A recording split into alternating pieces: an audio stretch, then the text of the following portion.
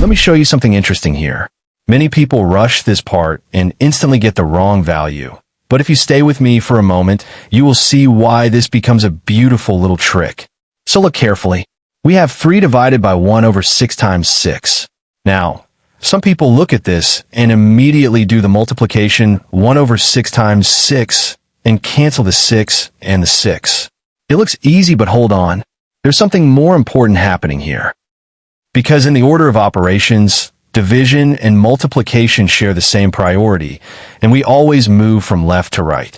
So we cannot jump ahead. We must follow the flow. So first we take 3 divided by 1 over 6. And to divide fractions, we use the KCF idea. Keep, change, flip. Keep the first number 3. Change division to multiplication. And flip 1 over 6 to 6 over 1. So now it becomes 3 times 6 over 1, and still times 6. So we have 3 times 6 times 6. Let's go slowly. 3 times 6 gives us 18. And now 18 times 6. 6 times 8 gives us 48. Write 8, carry 4. 6 times 1 gives us 6, and 6 plus 4 gives us 10.